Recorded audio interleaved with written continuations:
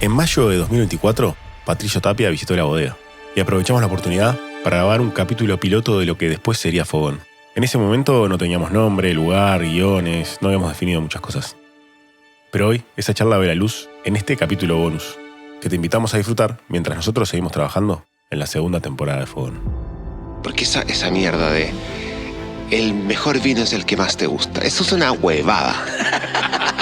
Me encanta la polémica. ¿Y cómo la reformularías esa frase? Me encantó. El Tanat está muy bien, está lindo, como la Reina Madre, que la Reina Madre la ponen ahí de una decoración preciosa y nadie se le ocurriría sacarla de la decoración. Lo que yo veo hoy que está pasando un poco con algunos Malbecs que se están tanicitando, se están volviendo más Tanat. No creo que buscando ser parecidos al Tanat, pero sí más por la acidez y el tanino. O sea, siempre lo van a hacer acá en esta... No te lo sabemos decir. No saben, no tienen el nombre, no van a saber la locación. Quizá los que escuchen el podcast ya lo van a saber porque van a ver otros capítulos antes. Bienvenidos a Fogón, un podcast original de Bodega Familia Deicas. Soy Santiago Deicas y te invito a descubrir esas historias que se esconden detrás de los vinos que compartimos. Servite una copa y vení conmigo y con Tute a disfrutar del Fogón.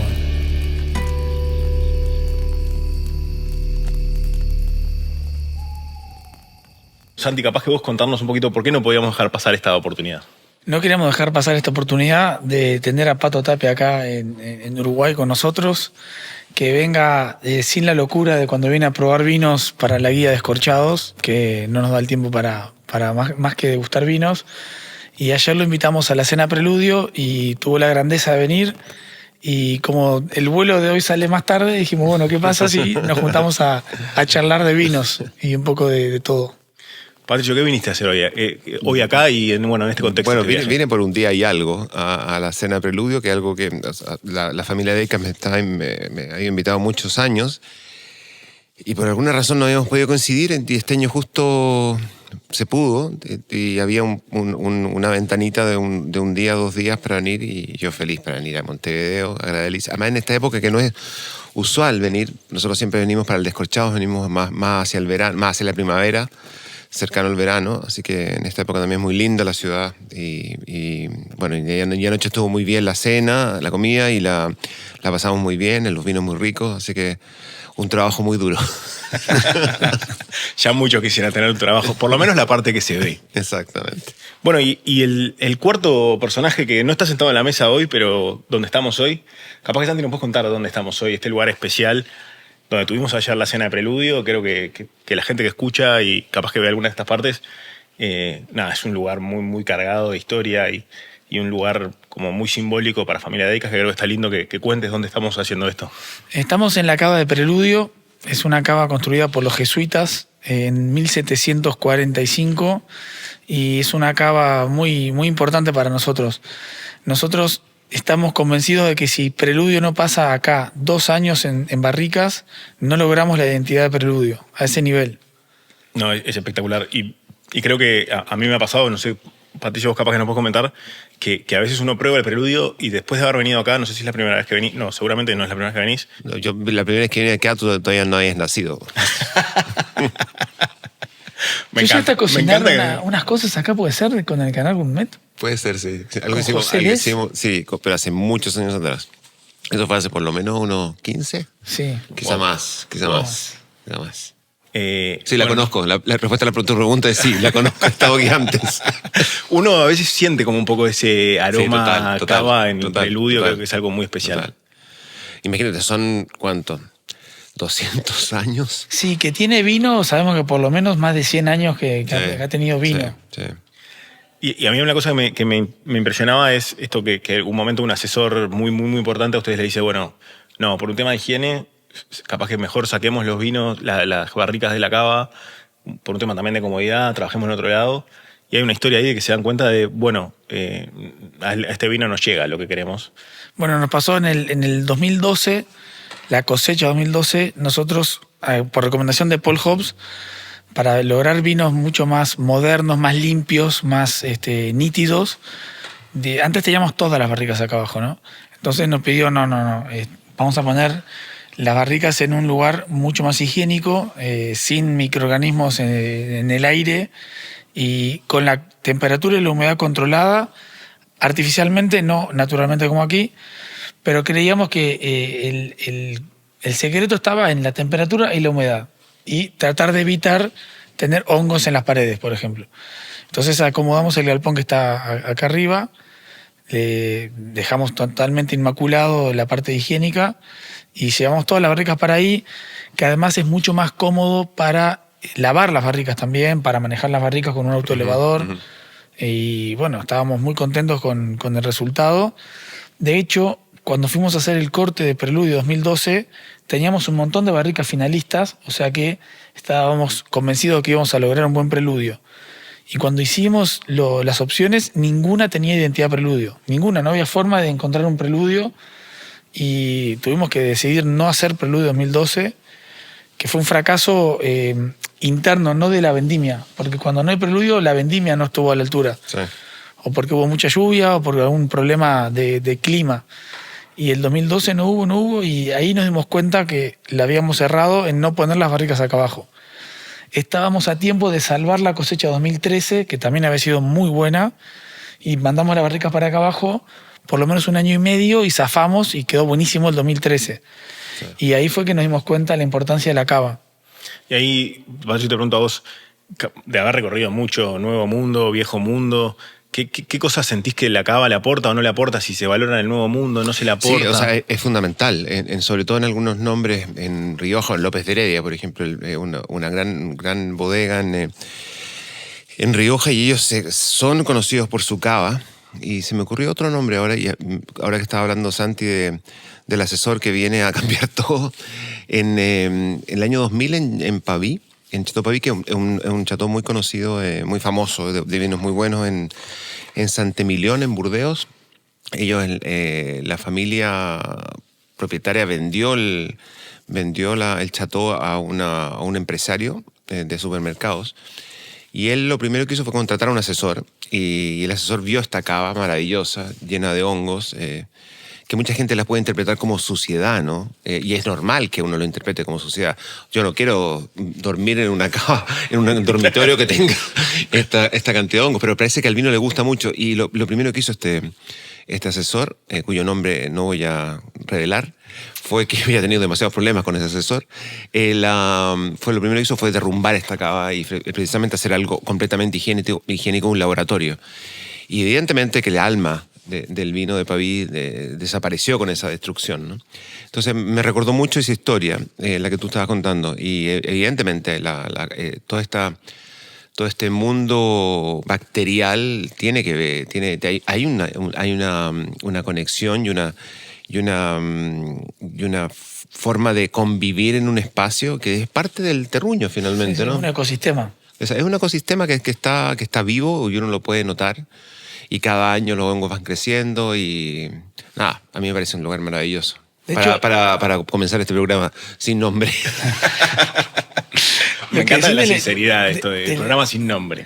El ecosistema es tan importante que vos, si un vino en un tanque, ¿no? De un año para otro lo esterilizás, lo filtrás muy fino y lo dejás sin nada, es mucho más probable que ese vino se te estropee con bretanomices o con sobreoxidación o con algún ataque bacteriano, que si no lo limpiás y el vino estaba sano, pero con cierta vida microbiana, se mantiene como en un ecosistema que es mucho más fácil mantener el vino sano sin intervenirlo. Sí, yo creo que o sea, definitivamente esto tiene que ver. Hay una influencia directa sobre el vino. Claro, que quizás no es natural, no es de la naturaleza, pero finalmente es donde se cría el vino y es donde pertenece, ¿no? Entonces creo que si al vino le gusta vivir entre hongos y bacterias, y si no le hace mal, si no, porque yo entiendo la postura del asesor técnico, ¿no? Que te dice, no, pero esto se puede contaminar, esto no tiene nada que ver con la fruta. Es verdad, pero muchas veces no pasa eso, y hay muchos buenos ejemplos. López de Heredia uno, Paví era uno también, y hay muchos otros más donde efectivamente el vino tiene su personalidad como preludio, y si le sacas ese componente de la ecuación, el vino pierde su personalidad, entonces, o pierde su su característica. Entonces yo creo que es importante. Y está buenísimo que sea así, además. Totalmente. Para otro tipo de vinos, mucho más enfocados en el estilo moderno, es cierto que la influencia esta es muy marcada y te cambia el estilo. Entonces, nosotros para un single vineyard a familia Decas o un Atlántico Sur, no guardamos el vino acá abajo, ni para un extreme vineyard. Pero para Preludio necesita estar acá abajo. Esa es la diferencia. Y por ahí va mi siguiente pregunta, Patricio. Vos sos un gran conocedor del vino sudamericano.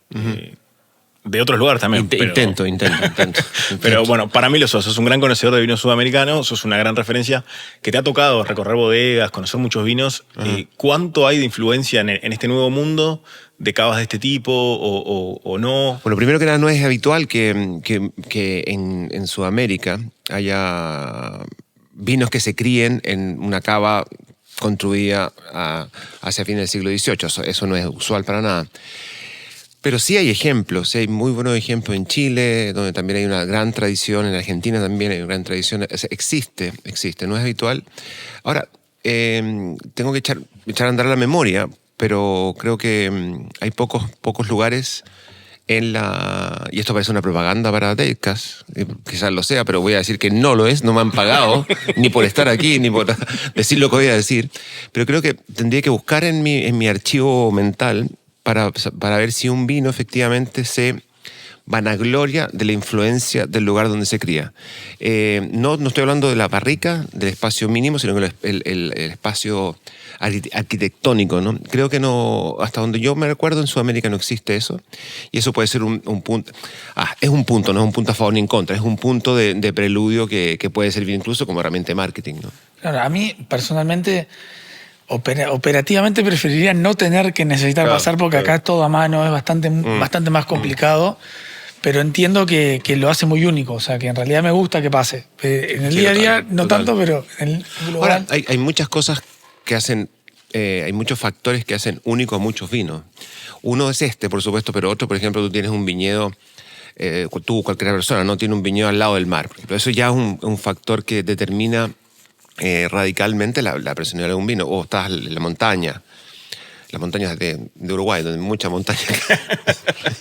514 metros, la montaña más alta. La montaña más alta. Más pelotudo acabo de dar, perdón. No, pero está bueno. Mira, ahí hablaste de un tema que a mí me gusta para debatir. ¿No te parece que el tema de la montaña o la costa va por el lado del frío, de las temperaturas bajas en la época de madurez de la viña? Sí, por supuesto que sí. ¿Qué hay con eso de que hoy en día las zonas como que más buscadas son zonas un poco más frías que lo que solían ser antes? Yo creo que más que zonas frías son zonas donde el calor no... Porque, a ver, en el terroir, en el terruño, yo creo que el clima, no lo digo yo, lo dice mucha gente experta, es el 80% del vino. O sea, que el suelo pueda tener influencia, la tiene, pero es menor en comparación con el clima. Entonces yo creo que en estas zonas coinciden con la búsqueda actual de vinos menos alcohólicos, de frutas menos dulces, vinos más fáciles de beber. Y en estas zonas, coincidentemente, tanto en las costas nubladas del Pacífico o del Atlántico, como en las zonas altas de la cordillera de los Andes, hay el efecto del sol. No es tan absoluto, ¿no? En la cordillera hay mucho sol, por supuesto, pero también hay frío. Y en las costas, las brumas, ¿no? Hacen que el efecto solar no sea tan intenso. Entonces yo creo que eso coincide un poco con lo que se está buscando, y por eso quizás ahora hablamos más que nunca de estos lugares extremos para nuestra realidad, ¿no?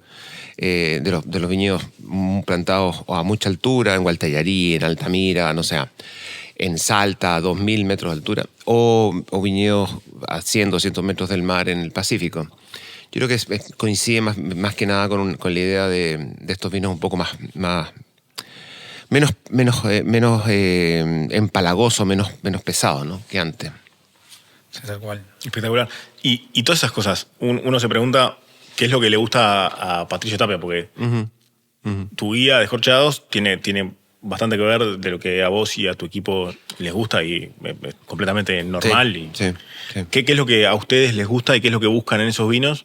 Pensando en, bueno, yo consumidor, cuando veo un vino que tiene 95, 96, 97, 98 puntos de ustedes, ¿Qué es lo que estoy viendo y viendo que ustedes valoran? ¿Qué es lo que voy a encontrar? Nosotros lo que valoramos finalmente es el equilibrio, que es una respuesta muy diplomática.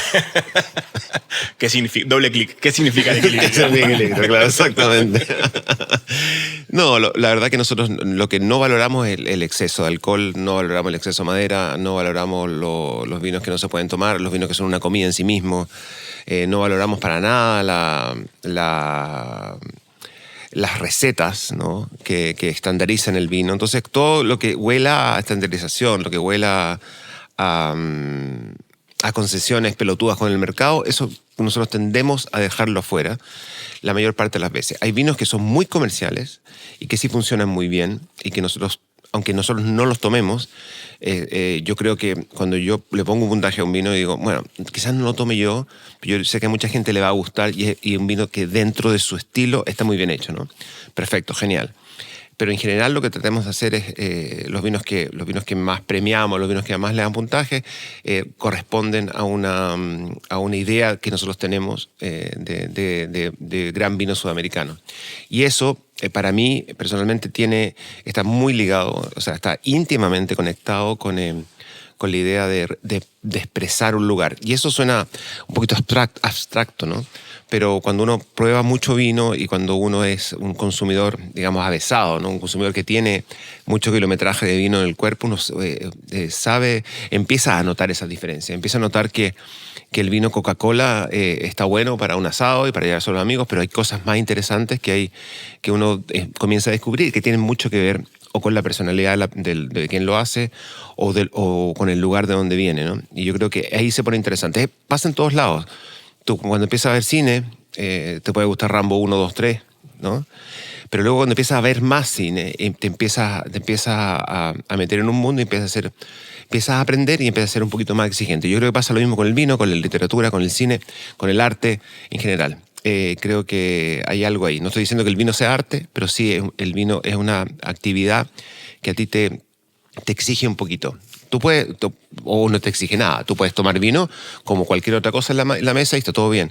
Pero si te interesa el tema, hay un mundo por recorrer y ese mundo y el camino en ese mundo por recorrer te va enseñando algunas cosas que vas aprendiendo. Y bueno, finalmente nosotros para ese tipo de público les decimos, mire, este vino tienen que probarlo porque este vino es especial, tiene un carácter especial y es irrepetible. Y es esa palabrita que es tan bonita, para nosotros significa todo, o casi todo.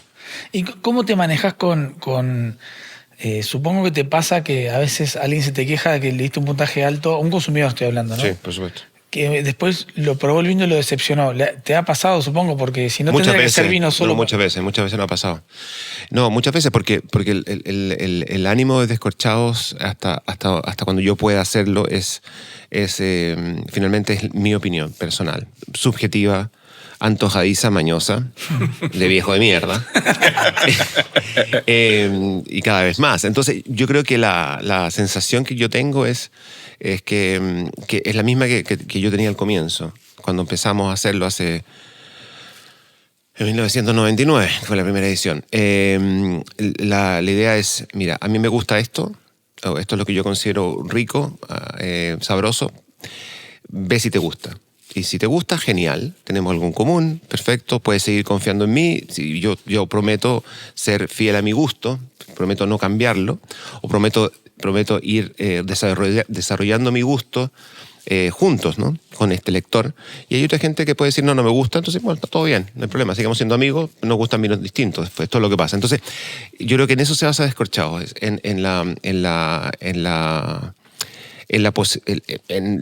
posibilidad maravillosa que yo tengo y junto a mi equipo de mostrar un gusto y ver si la gente está o no de acuerdo. Afortunadamente hemos sobrevivido 26 años, significa que hay alguien que está de acuerdo, al menos 2 o 3 gatos que están de acuerdo, pero la sensación es esa. Yo no creo en la objetividad en el vino, no creo en los absolutos, no creo en los promedios, no creo en los paneles de degustación que eligen un vino gracias a un promedio de gustos, eso para mí no existe. Entonces, creo que por ahí va la cosa. Y yo lo que yo valorizo en las bodegas es la determinación a buscar un propio estilo muy de espaldas al mercado, ¿no? Yo sé que eso suena romántico, es muy difícil de lograrlo, pero las bodegas que están haciendo los vinos más interesantes hoy no están pensando en el vino que le va a gustar al mercado chino, sino que en el mejor vino que yo puedo sacar del terruño que yo tengo la posibilidad de trabajar.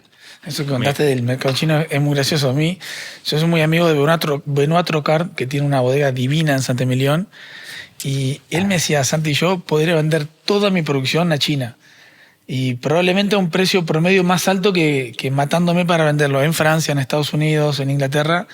Pero él dice, no quiero venderlo todo en China. Porque él sentía que, claro, que todo el laburo que hace como que no termina teniendo tanto sentido si se va exclusivamente para China. Y porque pasa un poco eso, de la apreciación después. También hay muchos lugares comunes con respecto a China. Generalizar sobre el mercado chino también es muy injusto, ¿no? Totalmente. Pero lamentablemente en el vino, en la industria del vino, ¿no? En el comercio del vino, se manejan ciertos clichés. Por ejemplo, que a todos los chinos les gustan las botellas que pesan 5 kilos y que tienen que tener rojo y dorado porque si no, no las van a comprar. O que el vino tiene que ser dulce y tiene que ser pesado y tiene que tener mucha madera. Yo creo que esos son lugares comunes que se repiten y de tanto repetirse se van volviendo verdades, ¿no? Y eso pasó mucho hasta hace 10 años, o sea, ha cambiado mucho los últimos 10 años. Pero cuando contabas lo anterior de tu gusto personal, hay un concepto que a mí siempre como que me mueve un poco la cabeza, que es, yo he visto en algo muy gráfico en la cerveza artesanal, que me es fácil de explicar, ¿no? Yo lo viví porque lo viví como consumidor y como cervecero, de empezar a probar la cerveza artesanal y que me guste un estilo relativamente suave y después ir para lo más lupulado. Claro. Y lo más lupulado era cada vez saber cuál IPA o doble IPA y triple IPA casi, o cervezas sour, cervezas bien ácidas y cervezas como que a cuál más extrema. Y es como que siento como que de probar tanto y de hablarnos entre nosotros como que das vuelta al juego. De hecho, en un momento a todos nos termina pasando como que volvemos a las lagers suaves y livianas. Sí. ¿Cómo haces vos para que no te pase un poco eso? Decir, que probás tanto vinos todo el tiempo, de no dar vuelta al juego y quedarte muy desfasado de lo que prueban los mortales que prueban con suerte un vino o 2 vinos por semana. Claro. Es una pregunta constante, ¿no? La idea de no ofender a la persona que no sabe y tampoco ofender a la persona que sabe, ¿no? A la persona que lleva ya un tiempo trabajando, probando y aprendiendo, ¿no? Yo creo que tengo la sensación de que hay un tema con educar el paladar.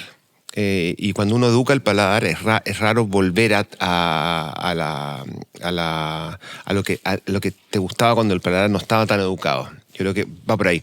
El ejemplo de la cerveza es muy bueno. Tú decías, bueno, yo parto con lagers ligeritas, ricas para apagar la sed, y luego de a poco vas enseñándole a tu paladar a que el amargor no es tan malo como tú creías, ¿no? O la acidez, en el caso de estas sour, ¿no? No es tan agresivo como tú pensabas si lo sabes servir a una temperatura indicada o si lo sabes acompañar con una comida X. Yo creo que tu trabajo como consumidor, o sea, lo que tú le debes al productor es educar tu paladar para entender mejor lo que le está haciendo, para estar de acuerdo con su trabajo o para no estar de acuerdo con su trabajo y decir, no, a mí Deikas no me gusta, porque los vinos son así y no me gusta ese estilo, pero lo puedo decir con cierta seguridad, ¿no? Porque esa mierda de el mejor vino es el que más te gusta, eso es una huevada. Me encanta la polémica. Pero es verdad. ¿Cómo? O sea, claro, el mejor vino es el que más te gusta. Pero mira lo que estás diciendo en el fondo. Probaste todo el vino que haces en el mundo y diste cuenta que el que más te gusta es ese. ¿Quién puede decir eso? Yo no lo puedo decir. Y yo supuestamente me gano la vida. O sea, ¿cuál es el mejor vino en Sudamérica, el que más te gusta? Yo creo que podría decirlo, pero porque probás casi todo. Porque no, probó casi todo. Pero como yo, que se dedica a esto por trabajo, que se gana la vida en esto, hay muy poca gente. Entonces, esa es una afirmación, primero, muy facilona, Segundo, muy barata. Y tercero, muy superficial, tremendamente superficial. Entonces yo estoy absolutamente en desacuerdo con eso. ¿Y cómo la reformularías esa frase? Me encantó. Yo creo que la fórmula para reformular esa afirmación es precisamente esa. Yo creo que, primero, que yo ni siquiera la reformularía, yo la borraría directamente porque no me parece que tenga que ver con eso. Me parece que, de nuevo, volviendo a la conexión que tú estás hablando con la cerveza, el educar tu paladar es un trabajo. Y un trabajo, insisto, que tú le debes al productor de vinos. No solamente tú al productor de vinos tú le pagas su trabajo comprando una botella, sino que también respetando ese trabajo, ¿no? O sea, nosotros hacemos una guía de vinos y nos encanta recibir el feedback de la gente. No solamente nos encanta que compren la guía, nos gusta mucho, por supuesto. Pero, ¿dónde la pueden comprar? Exacto. Pero la idea es que también recibir el feedback de la alimentación de ellos, las críticas, los comentarios positivos. Entonces yo creo que para recibir esos comentarios, nosotros valoramos mucho el tipo de mensaje que nos llega, ¿no? Y sabemos que esa gente está atenta y está feliz o disgustada con lo que nosotros hacemos, pero al menos está pendiente. Lo mismo con un productor de vinos, creo yo. O sea, está bien que te compren muchas botellas, pero también es rico decir, oye, ¿sabes qué? Me gustó mucho este año tu preludio porque estaba más fino que nunca o estaba más frutal que nunca, no tengo idea. Y yo creo que eso para ti, Santiago, son feedback que son tan valiosos quizás como que te compren la botella, ¿no? No, que nosotros escuchamos mucho, ¿no? Venís vos, viene Tim, James, varios periodistas con los que nos juntamos a probar los vinos juntos. Y el poder escuchar el feedback de un paladar entrenado que prueba vinos de todo el mundo todos los años, es un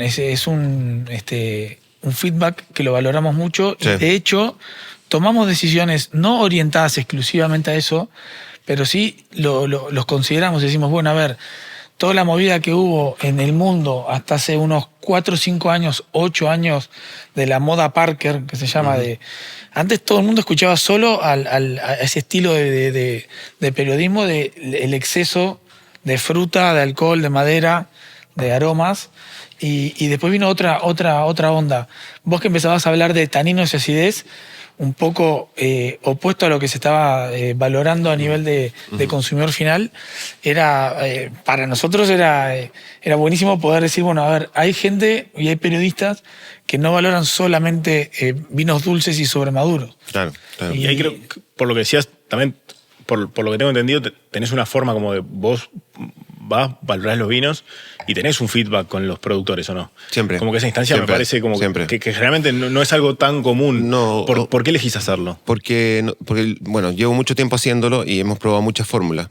Al principio nosotros recibíamos vinos y los catábamos nosotros a ciegas y estábamos felices y todo, no pasaba nada, no había contacto con el productor.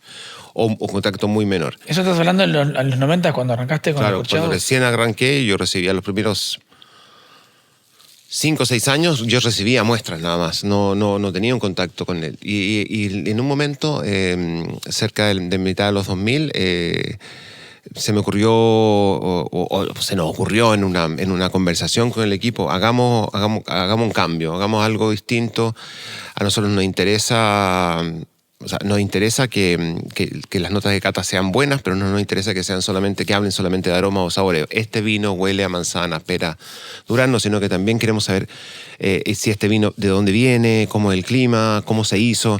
Entonces, la única forma que nosotros teníamos de enriquecer esas notas de cata era entrevistando a cada enólogo. Entonces, desde hace mediados de 2000, lo que empezamos a hacer fue a tener entrevistas periodísticas y al mismo tiempo catando los vinos de cada bodega, y eso empezó en Chile y se expandió ya cuando llegamos a Uruguay hace, no sé, 10 años atrás, o más. Mucho más, ¿no? Ya eso ya está establecido como método de cata. Entonces nuestro método ya está muy pulido y no creo que lo vayamos a cambiar.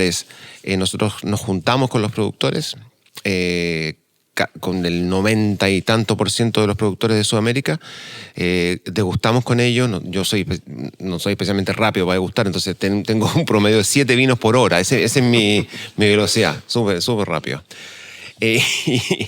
O sea, 7 vinos por hora significa que yo converso mucho y pregunto mucho, ¿cómo lo hiciste? Bla, bla. Y mientras estoy escribiendo. Y luego tenemos una segunda etapa, una vez que ya hemos entrevistado a todos estos productores, en donde lo que hacemos es sacar los mejores puntajes, que son muchos vinos, y ahí nos dedicamos un tiempo, unos días, a catarlos a ciegas, por categoría. Es decir, por ejemplo, los Malbec de UCO, los ponemos todos juntos, a ciegas, y los catamos a ciegas sin saber lo que son, y les ponemos puntaje. Los albariños de Uruguay, bueno, hacemos lo mismo. Entonces, es un proceso que a nosotros nos da muy buenos resultados, y creo que obtenemos lo mejor de los dos mundos, es decir, lo mejor de la entrevista periodística. Yo soy de formación, yo soy periodista finalmente, ¿no?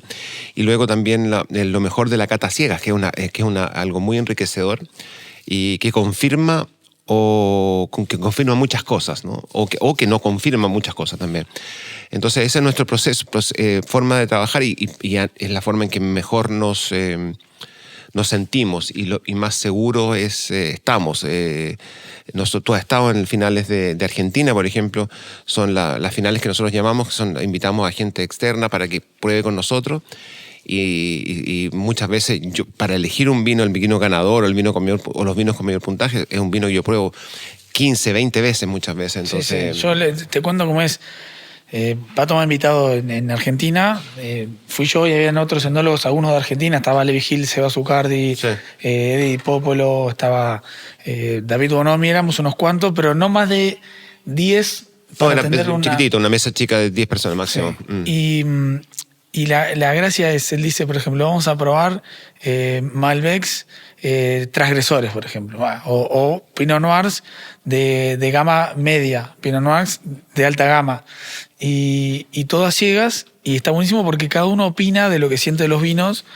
Pato dice, no van a cambiar los puntajes, no se preocupen, o sea, no es tema, porque a veces, si no, como había algunos que tenían vinos ahí sin saber, entonces era muy cómodo, cada uno hablaba de lo que opinaba, y Pato da a entender que eso lo usa también para mejorar su criterio, probablemente para armar el ranking. Muchas veces tenés vinos con el mismo puntaje, pero diferentemente rankeados. Exacto. Sí.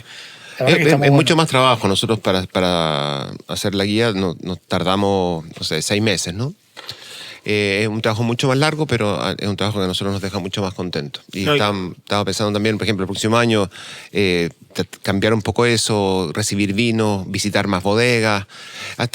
Siempre estamos mejorando el sistema, pero con la base de que nosotros tenemos tiempo, queremos conversar con los productores y queremos enriquecer los contenidos del libro. Y eso, para mí y para mi equipo, eso es fundamental, y creo que lo que de alguna forma es una marca de Descorchado.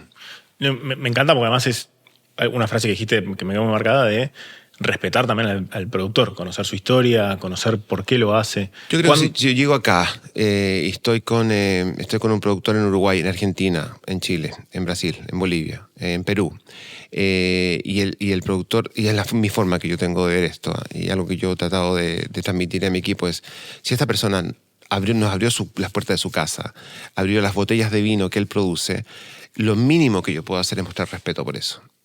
Mostrar respeto no significa decir que todo es bueno. Al contrario, mostrar respeto significa ser honesto con el productor. Entonces, creo que esa es una de las leyes no escritas de Descorchados que yo personalmente más respeto. Es decir, yo no me voy a apurar y no te voy a ir a ver si tengo que ir a tomar el avión en media hora. Prefiero no ir a verte a faltarte respeto, decirte, no, o sea, que me tengo que ir, dame 2 vinos y no me voy. Nosotros le ponemos mucho esfuerzo a la producción, es decir, a dividir los tiempos de las bodegas para que no pase eso, y de nuevo, por un respeto hacia el productor que me parece que es lo mínimo que uno les puede entregar. Respeto y honestidad. Santiago lo sabe, nosotros no venimos a alabar, sino que también venimos a hablar un poco, a alguna forma desarmar los vinos, a analizarlos, y de ahí sacar una nota de cata coherente para el consumidor. Y hoy, Descorchados, uno va al supermercado en casi cualquier lugar de América y puntaje descorchado, puntaje descorchado. O sea, es una marca que claramente... Junto con otros críticos que no los vamos a nombrar. No los vamos a nombrar. Que también usan medallitas. Exacto. Pero por lo menos en Uruguay es de las que uno más ve. Claramente tiene que ver con tu foco en la región y puntuar vinos de la región y juntarte con los productores de la región. Claro. hoy llegaste ahí, tenés ferias, que se llama, en Brasil, Sí, sí. como que sos un, no sé si decirlo así, pero un peso pesado en la región del mundo del vino. Pero llegar ahí, me imagino que fue un trabajo arduo. ¿En qué momento dijiste, me tiro? ¿Y cómo fue ese camino hasta llegar ahí? Porque me imagino que no fue fácil. Muchas puertas que tocaste que te dijeron, ¿quién sos? No, sí, yo sé exactamente. Yo estudié en Burdeos, etnología y degustación, en un diploma muy lindo que hay en la Facultad de Burdeos, en Talence, en un pueblito que está, una zona que está al sur de la ciudad. Y la idea surgió por... o sea, la historia es un poquito larga, verdad, de resumirla, pero llegó un amigo, Santiago, a verme, un amigo que todavía es muy amigo mío, y yo feliz de que me haya ido a ver a Burdeos, nos fuimos de farra, terminamos comprando pescado para hacer un ceviche, es como medio peruano, entonces un pescado con ceviche, o sea, perdón, un ceviche con pescado de río es lo peor que puede pasar. No lo intenten en su casa, por favor. Y menos si se han tomado toda la botillería antes. Y en la mañana con una resaca terrible. Él me dijo, ¿qué piensas hacer con esto? Porque cuál es la idea de venir acá a estudiar? En los 80s. 96, 97. Me dijo, ¿cuál es la idea de venirte acá? Y dije, bueno, no sé qué quiero hacer. Quiero escribir un libro probablemente sobre esto, sobre vino. Como una guía, me dijo. No lo había pensado. Sí, puede ser una guía. Esto, imagínate, con una resaca terrible. Se me olvidó la idea al día siguiente, pero como que quedó dando vuelta esto de hacer una guía independiente de alguna manera, más ligada al gusto personal que al promedio de un panel de cata. Y nada, ya se empezó. Y bueno, obviamente que hemos trabajado mucho y obviamente como armar un prestigio de una bodega, un nombre para una bodega, nosotros también nos ha costado mucho, pero ha sido un viaje bonito, que yo al menos he disfrutado mucho y que nos tiene acá como, bueno, millonarios, llenos de dinero, pues, viajando por el mundo. ¿Y de eso qué es lo que más te costó de ese proceso de llegar a hoy? ¿Y qué es lo que hoy disfrutas más del momento en el que estás hoy? He hecho muchas cosas, he hecho cosas de menos, de antes. A principios de 2010 en Argentina había solamente una visión del vino y el Malbec tenía que ser así, así, así. Y nosotros llegamos a decir, no, el Malbec tiene muchas caras y eso nos costó mucho. No hubo mucha polémica, nos querían echar, nos mandaron... Pues empezaron con una lista con firmas que querían que nos expulsaran de la ciudad, me acuerdo. Persona non grata. Persona non grata, sí. Nosotros en un momento, de hecho, se corrió una lista en que nos iban a esperar al aeropuerto para hacer una ¿cómo se llama? Una funa. Una funa, le dicen en Chile. Una funa. Claro. Un scratch. Nosotros esperamos que con pancartas así, váyanse de aquí, chilenos de mierda. Pensábamos que no iba a decir eso, pero fue muy tenso en un momento, muy tenso porque nosotros veníamos con la idea de menos alcohol, de vinos más ligeros, vinos más elegantes, sin tanta madera, sin miedo a los taninos. O sea, teníamos un discurso que no era el discurso que ellos esperaban escuchar. Entonces fueron como 5 o 6 años muy divertidos, que yo lo pasé muy bien. A mí me gusta la discusión, entonces me parecía que fueron años divertidísimos y como que y no solamente nosotros estuvimos en esa pelea, sino que también hubo otros críticos que también estuvieron en la misma época peleando por lo mismo. Entonces yo fui el más expuesto porque yo estaba ahí, pero mucha gente mandaban sus opiniones cuando probaban los vinos en Inglaterra, en Estados Unidos, también opinaban más o menos lo mismo. Entonces fue como una especie de gran movimiento revolucionario del vino argentino. Ya había pasado en Chile antes, ya me había pasado en Chile. Entonces fue como una especie de revolución que se armó y ahora eso ya no existe porque ahora todos los vinos tienen mucho menos alcohol, son extracciones más moderadas, no hay miedo. Bueno, todas las cosas que antes pasaban ahora ya no pasan. Entonces se volvió un poquito más aburrido, los vinos están mucho mejores. Hay menos polémica. Hay menos polémica, menos pelea, menos funas. Y eso pasó en Chile primero, después pasó en Argentina y ya, bueno, uno va aprendiendo. Y ya en Uruguay pasó menos, más o menos. Pues yo he dicho muchas brutalidades sobre el vino uruguayo y como que han pasado piola. Como que ya no está no es tan terrible la cosa, ¿no? Yo acabo de decir, yo no sé, en un momento va a explotar, pero acabo de decir que el Tanat no tiene, debería ser la reina madre de la viticultura uruguaya. Yo creo que no hay que, o sea, el Tanat está muy bien, está lindo como la reina madre, que la reina madre la pone decorativa, ahí, una decoración preciosa y nadie se le ocurriría sacarla de la decoración, pero que el futuro va por otro lado. Y eso es algo que puede ser muy interesante para ustedes.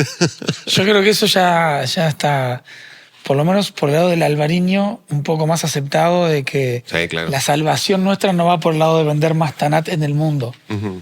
Y creo que el albariño nos ha abierto un poco los ojos de lo que se puede hacer con una variedad que sea un poco más conocida en el mundo que el Tanat. Yo creo que también va por ahí. Yo también creo lo mismo, porque el Tanat no lo conoce nadie. O sea, imagínate, si tú vienes de Uruguay, de un país que no lo conoce nadie, con una variedad que no la conoce nadie, estás jugando muy, muy con el score en contra tuyo. O sea, partiste el partido perdiendo 4-0, entonces es muy difícil, muy difícil. Lo que nos jugó mal es que el Merlot no tenga el marketing que tiene el Cabernet. Peor, claro. Peor, porque el Merlot, viste que acá se da espectacular, pero lo hemos dejado de promocionar. Sí.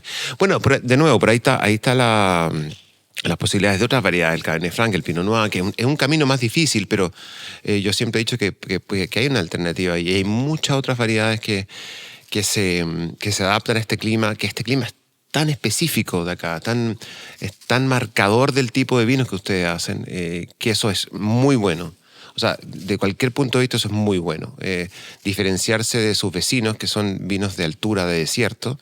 El 80% de los vinos más si cuentas Salta, el 90% de los vinos y más incluso de Argentina son vinos de desierto, vinos de sol, ¿no? Y eso es difícil sacárselo. Yo hicimos a propósito de las ferias que hacemos de descorchado, hicimos una presentación muy interesante en Buenos Aires el año pasado, donde planteamos que el Malbec está muy bien, está genial, tiene muchas caras, pero es una variedad facilona, es una variedad dulzona, y es una variedad que te abraza, que te besuquea, entonces al final tú dices, sales acá. Tengo un asado y llevo un Malbec por las dudas. Exactamente, si tú la pruebas mucho, te termina por cansar.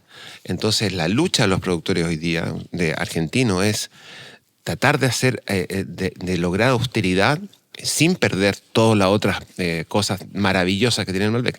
Entonces, bueno, cada uno con su lucha. Y ustedes tienen este problema, claro, que vas a un supermercado en Wisconsin y preguntas dónde está Uruguay y te dicen en qué parte de África está, ¿no? Claro.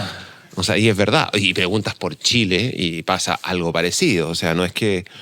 Y yo creo que dentro de nuestro continente, Brasil y Argentina son los que tienen la imagen país más marcada, pero sí. Los demás somos territorios que están ahí. O sea, que... Y lo que nos está pasando es que tenemos como un poco más de chances de tener una sola de las dos cosas exóticas. O sea, en realidad tres, porque tenés bodega, obviamente es imposible que se acuerden, pero después tenés país y variedad. Claro. Si para colmo la variedad también es desconocida, es demasiado riesgo, aunque sean por un vino de entrada de gama, o sea, ni se quieren arriesgar ahí. Total. Bueno, y por eso yo creo que la salida está en otras variedades que tengan cierto renombre, o al menos con marcas que tengan más recordación. Finalmente eso es lo que ustedes necesitan, creo yo, como para... Porque Chile tiene Cabernet Sauvignon, tiene Sauvignon Blanc, tiene Chardonnay, y son muy ricos, y son ricos, pero además hay mucho de eso, ¿no? Argentina tiene Malbec, tiene buen Cabernet Sauvignon, ahora tiene buenos blancos, buen Chardonnay, entonces ellos están más o menos, con eso se la juegan, ¿no? Y ustedes están recién naciendo, la verdad. Entonces, yo creo que si ya descubrieron que hay en Albariño, que es probadamente muy bueno y que no hay ninguna duda que este es un lugar muy bueno para, sobre todo la zona atlántica, ¿no? Muy bueno para el albariño, tienen que haber algo más. Y va a aparecer, estoy seguro que va a aparecer algo más. Por eso es mi afirmación sobre el Tanat, como la reina madre, ¿no? Es una linda decoración, siempre va a estar ahí, pero no va a ser yo creo que no va a ser el foco del futuro de la viticultura uruguaya. Creo que el foco está en otro lado, no sé dónde está, pero tengo ciertas como ideas, ¿no? Sí, puede andar Hay una variedad que podríamos llegar a encontrarle la vuelta, que es el Malbec, que históricamente le hemos... como que no lo queremos mirar porque es solo para Argentina. Solo para Argentina, claro. Pero fíjate que hay buenos Malbecs en zonas que no son exclusivamente desiertos en Argentina. Claro, o sea, vienen en todos lados. Sí. Entonces le han puesto mucho más foco que nosotros y creo que por ahí en algún momento podemos llegar a algo. No apostaría todo a eso, pero sé que puede haber algo. Y de las clásicas, yo creo que Pinot Noir es una variedad que nos puede traer muchas alegrías. En Albariño lo que nos pasa es que está difícil para comprar plantas. Claro, o sea, claro. no hay plantas a nivel mundial. Los viveristas en Uruguay y en España se quedan sin plantas. Y estamos pudiendo plantar nosotros como familia bodega 1, 2, 3 hectáreas por año, pero a ese ritmo. O sea, Impresionante. aumentando de a poco porque Sí. no hay... Bueno, pero es que tampoco además que haya... Bueno, ustedes no son un país muy grande en términos de hectáreas, pero ¿cuántas hectáreas de albariño hay actualmente? En Uruguay creo que estamos en 110, una cosa así. Eso no es nada. Como país. Eso no es nada. No, nada, una fracción. Pero igual es loco, porque con 110 hectáreas han hecho mucho ruido. Sí. Entonces eso me parece alucinante. O sea, hay algo ahí. O sea, sin ninguna duda hay algo ahí. Es cosa o sea, no hay que ser mago ni muy observador para darse cuenta de que las cosas van por ahí con 110 hectáreas. 110 hectáreas, nada.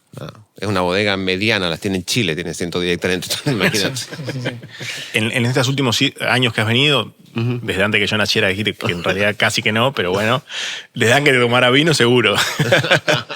Pero contar un poco cómo es esa, brevemente, ¿no? Y capaz que contaron en los últimos años, bueno, cuál es esa evolución y más allá de que, bueno, no sé bien por dónde vos crees que va esas líneas, ese futuro de lo que ves hoy más interesante en Uruguay, que decís, esto me gusta, me interesa, quiero saber más de esto.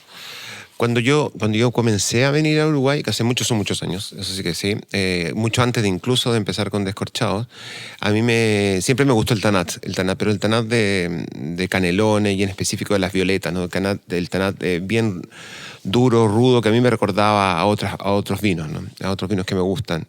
El tanat de suelo calcáreo, arcilloso, grande, con taninos bien presentes. Y yo pensaba en lo bien que estos vinos evolucionaban. Eso era en la época pre-Bahía de Maldonado, ¿no? La época pre-Garzón, zona, pre todo el descubrimiento del Atlántico. Y yo creo que cuando se comenzó a explotar esa zona, a partir del año hace 20 años atrás, 25 años atrás, creo que eso abrió un abanico completamente distinto en Uruguay y Uruguay se puso mucho más entretenido.